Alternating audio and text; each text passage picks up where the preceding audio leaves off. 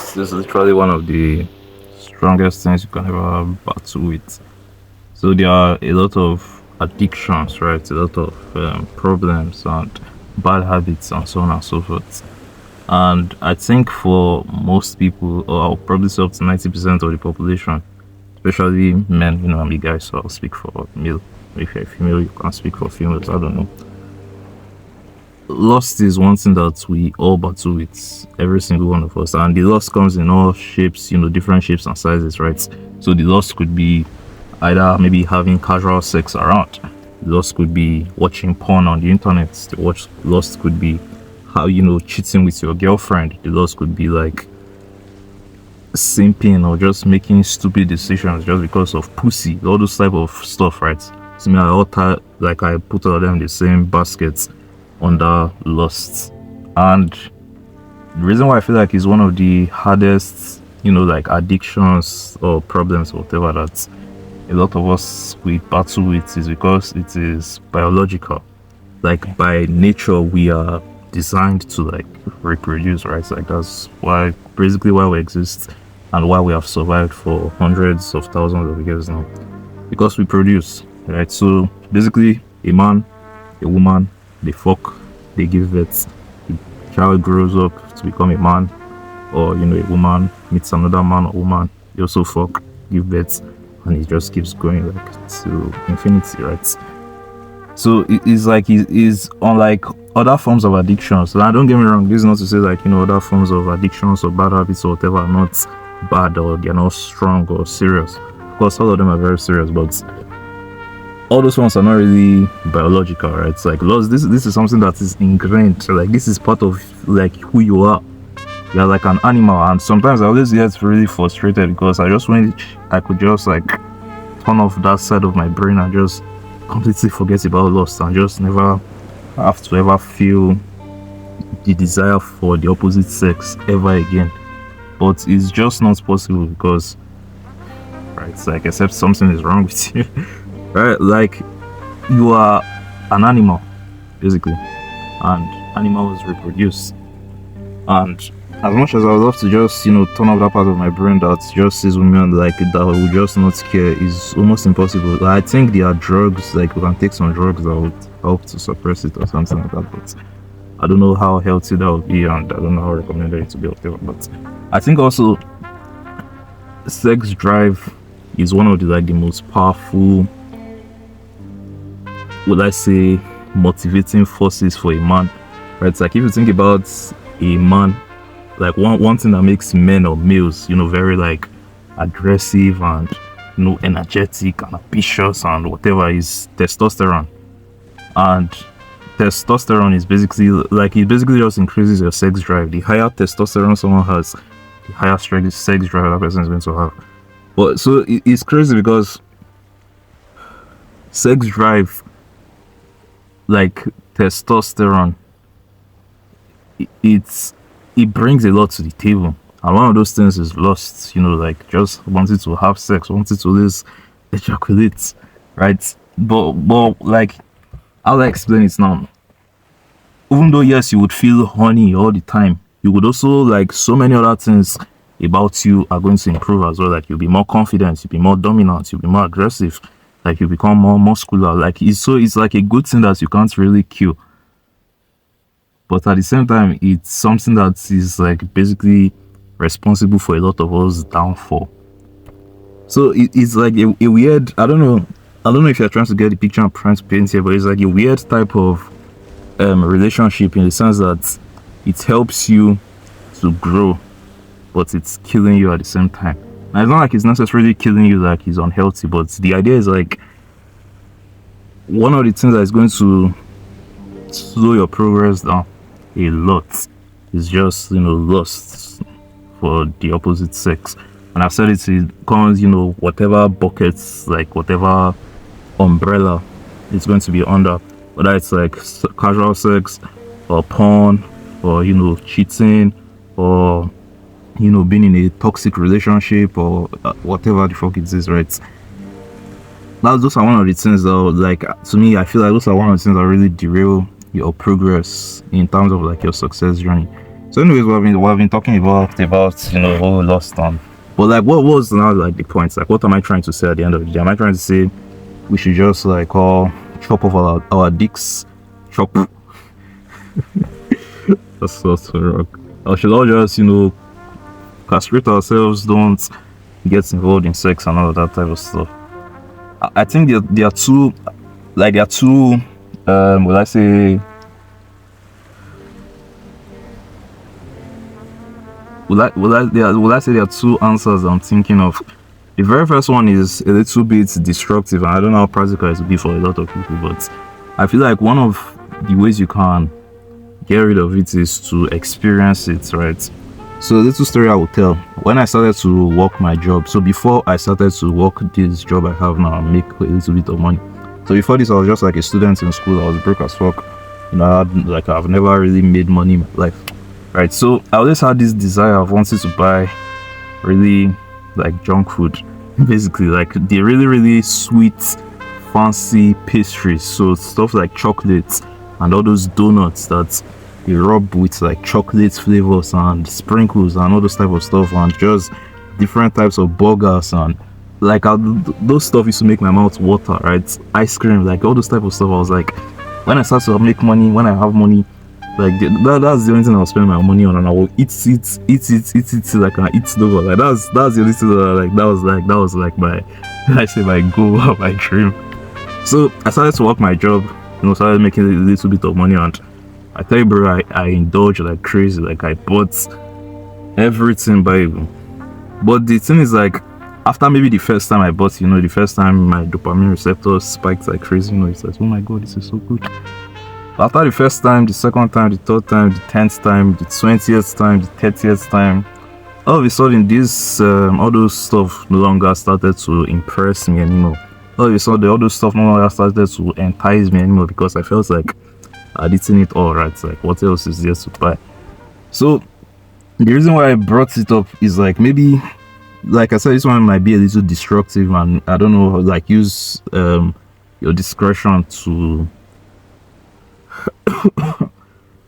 use your discretion to apply according to your situation, because some people, maybe, like, for example, you have like a girlfriend or a healthy relationship and you have the urge to cheat, and you're like, I guess I should just go and cheat. Like, maybe that might be, it's catastrophic, right?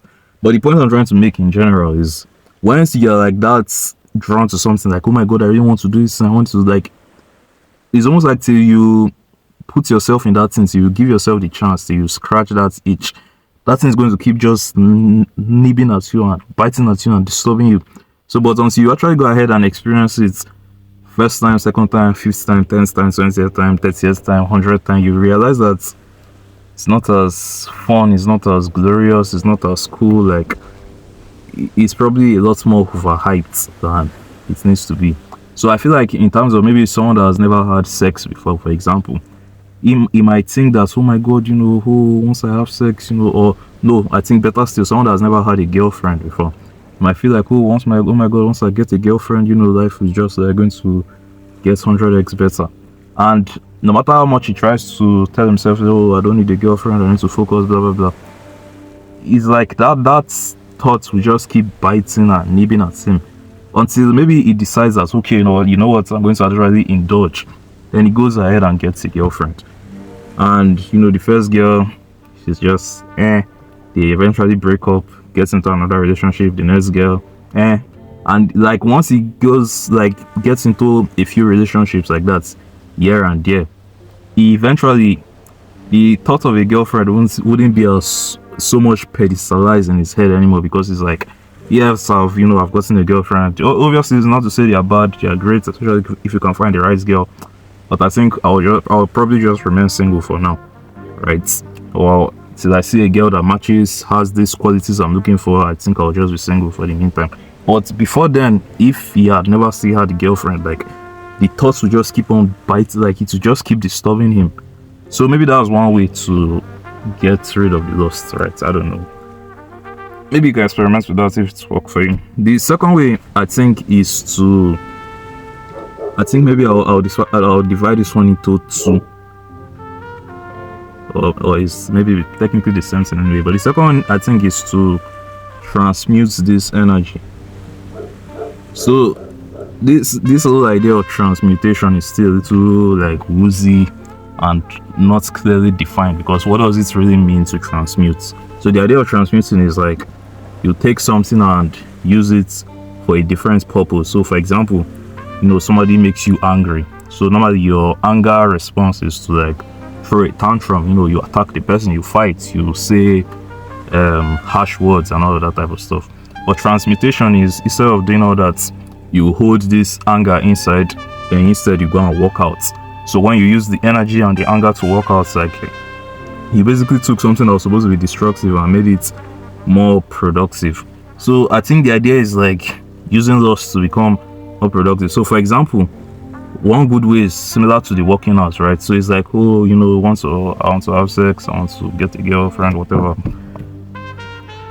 But that can be like a drive. So similar to the testosterone thing we talked about earlier, that can be like a source of motivation, in the sense that because you are so desperate for like love and affection and pussy and intimacy and all those type of stuff, right? Lust, you can use that as like some form of drive. So all of a sudden you start working out more because you want to be more attractive to the opposite sex.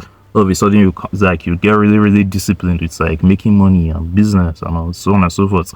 So you can get rich. So because when you're rich, it's like easier to attract the opposite sex and all those type of stuff. It's easier to take girls on dates when you're rich. It's easier to buy nicer things for them and all those type of stuff. So that's one way you can use to like transmute that energy, right? And I think another way also is like maybe still with the I thought all over the place, but maybe like a guy gets cheated on, right? His girl cheats on him, she breaks up with him, whatever. Instead of just feeling depressed, he can use all that energy to put into going to the gym, to put into developing his life, to put into like being a better person. And that's really like that would serve as a source of energy, and that would like really, really build him up and all of that type of stuff. So obviously it's a little shallow in the sense that he's still doing all that to like prove to his girl that he's so worthy or whatever. But if that's what is going to get you to move, that'll get you to move. But anyways, long story short, Lost is crazy. I feel like Lost is like the biggest thing everybody, like males, like I said, once again, I'm a guy, so I can only speak for guys. Well, I can only speak for myself actually. I don't know you, man. You might be weird as shit. I don't know. I can only speak for myself. And Lost is one thing that really, really fucks with me, at least, right? It's really like I would definitely say it's one of the things that hinders me. And like I said, this Lost, it's not just one thing. It's under different buckets. There's like casual sex or porn or cheating or just like crazy fantasies or whatever the fuck, right? But I think the person that is able to abstain both abstain and control, abstain in the sense that just not indulge in it the way your biological urges want you to do, and you're able to control it, like I said, with the transmutation thing we talked about just a few moments ago. You're able to use that to your advantage. I feel like that person is going to go really far. Like I saw this title used to float around a few years ago. Desexualizing your brain is the cheat code for success, and I still believe that's 100%. Like if you can find a way to desexualize yourself, especially in our over sexualized day-to-day community, right? It's like you open Instagram, you open TikTok, you open like anything you open these days, bro. Ass is everywhere, girls are everywhere. It's like Lust is everywhere.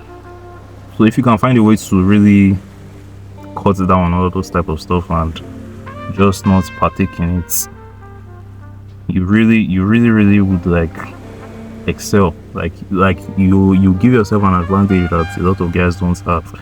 And we all know that to win in this game of success is basically stacking as many advantages to your advantage as possible, right? Because the guy that's maybe, for example, the guy is extremely focused and disciplined and motivated and whatever, but he cannot stay away from this lust. Like that's a few points the guy is already losing. Versus the guy who is focused and motivated and disciplined and can stay away from lust, like that guy is going to go further than the other guy.